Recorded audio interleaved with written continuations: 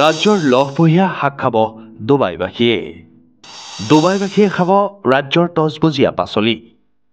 শিৱসাগৰৰ পৰা ডুবাইলৈ ৰপ্তানি ৰাজ্যৰ শাক পাচলি। শিৱসাগৰৰ পৰা বুজন পৰিমাণৰ শাক পাচলি ৰপ্তানি কৰা হ'ল ডুবাইলৈ। শিৱসাগৰৰ পৰা ডুবাইলৈ ৰপ্তানি 1500 কেজি ৰঙালাও। শিৱসাগৰৰ পৰা ডুবাইলৈ ৰপ্তানি 1000 কেজি কাজিনেমু। শিৱসাগৰ জিলাৰ দিখৌমুখ, দিচাংমুখ আৰু নিতাই পুখুৰীৰ উৰ্বৰ ভূমিত থলুৱা কৃষকে আলফুল হাতেৰে উৎপাদন কৰা জাতীয় ফল কাজিনেমু, ৰঙালাও আদিৰ উপৰি বুজন পৰিমাণৰ তজবজীয়া পাচলি মধ্যপ্ৰাচ্যৰ ডুবাইলৈ ৰপ্তানি কৰা হ'ল। Dihingpuria mustard feed producer company, Disangmukh agro producer company.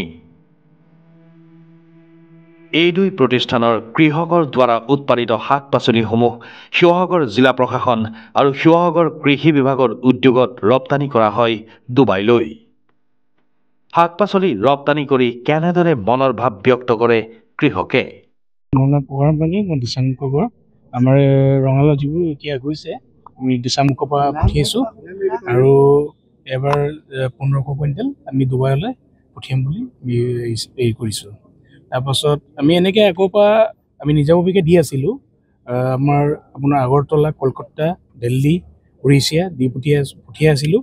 কিন্তু এবাৰ প্ৰশাসনৰ ফালৰ পৰা পঠিয়াবলৈ পাই আমি নিজে সুখী হৈছোঁ। কাৰণ আৰু আমাৰ কিছুমান সমস্যা আছে, ছাৰে কৈছে সমস্যাবোৰ সমাধান কৰিম বুলি ভাল লাগিছে।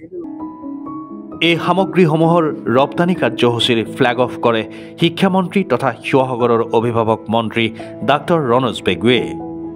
এই সন্দৰ্ভত মন্ত্ৰীগৰাকীয়ে কি কয়? আমাৰ হৰ্টিকালচাৰ মিছন বা উদ্যান শস্য মিছনৰ অধীনত অসমে শেহতীয়াভাৱে আমি যথেষ্টখিনি কাম কৰি আছোঁ আৰু বিশেষকৈ অসমৰ নেমু ভাৰতবৰ্ষৰ বিভিন্ন প্ৰান্তত নি ইয়াৰ বজাৰ খোলা হৈছে। আৰু আজি শিৱসাগৰত মই ৰঙালাও আৰু নেমু বিদেশলৈ ডুবাইলৈ ইয়াৰ পৰা ৰপ্তানি কৰাৰ কাৰণে বিশেষ উদ্যোগ জিলাখনৰ কৃষি বিভাগ জিলা প্ৰশাসনে গ্ৰহণ কৰিছিলে। তাৰ প্ৰথমটো কনচাইনমেণ্ট মই আজি ইয়াত ফ্লেগ অফ কৰোঁ সতীৰ্থ বিধায়ক সুশান্ত বৰগোহাঁইৰ সৈতে। আৰু মই ভাবোঁ যে ই আমাৰ কৃষকসকলক যথেষ্ট উৎসাহ উদ্দীপনা যোগাব। বিশেষকৈ ব্ৰহ্মপুত্ৰৰ চৰ চাপৰি অঞ্চলত ইয়াত যথেষ্ট পৰিমাণে ৰঙালাও উৎপাদন হয়। আমি চুবুৰীয়া ৰাজ্য ৱেষ্ট বেংগললৈও ইয়াৰ পৰা ৰঙালাও গৈ আছে। আৰু আজি আমি যিহেতু বিদেশলৈ ৰপ্তানি কৰাৰ এটা কনচাইনমেণ্ট ইয়াৰ পৰা প্ৰেৰণ কৰিছোঁ, ই স্থানীয় অৰ্থনীতিক সবল কৰিব।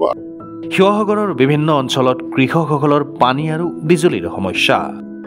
এই সমস্যাবোৰ সমাধানৰ ক্ষেত্ৰত চৰকাৰে কি পদক্ষেপ গ্ৰহণ কৰিব? গতিকে ইয়াত আমাৰ ছ'লাৰ পাম্প দিয়াৰ ব্যৱস্থা কৰা হৈছে। ছ'লাৰ পাম্প যথেষ্ট দিয়া হৈছে আৰু মই কৃষকসকলক বা FPC সকলকো অনুৰোধ জনাম যিটো এই ছ'লাৰ পাম্পৰ সুবিধাটো ল'বৰ কাৰণে। তাতে পানীৰ মূল চলিউশ্যনটো হ'ল ছ'লাৰ, আৰু নহ'লে আমি ইলেক্ট্ৰিক। কিন্তু কাৰণ ডিজেল পাম্পটো ছাষ্টেইনেবল নহয়, তাৰ সেইটো মানে বহনক্ষম নহয় ডিজেল পাম্পৰ, কাৰণ খৰচ বেছি হয়, উৎপাদন সিমান পোৱা নাযায়। গতিকে ছ'লাৰ বা ডাইৰেক্ট ইলেক্ট্ৰিক কাৰেণ্ট আমি য'ত য'ত দিব পাৰিছোঁ, এতিয়া খেতি পথাৰবিলাকলৈও আমি ইলেক্ট্ৰিচিটি দিম। গতিকে ইলেক্ট্ৰিচিটি আৰু য'ত দিব নোৱাৰোঁ তাত ছ'লাৰৰ ব্যৱস্থা।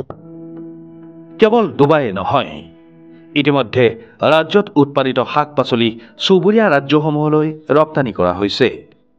এটা সুন্দৰ প্ৰক্ৰিয়া আৰম্ভ হৈছে। এই প্ৰক্ৰিয়া অব্যাহত ৰাখি ৰপ্তানিৰ পৰিমাণ বৃদ্ধি কৰিব পাৰিলে ৰাজ্যৰ কৃষিখণ্ড টনকিয়াল হ'ব, সমৃদ্ধিশালী হ'ব ৰাজ্যৰ কৃষক সমাজ। শিৱসাগৰৰ পৰা বুলবুল আলীৰ ৰিপৰ্ট, DS News 24/7।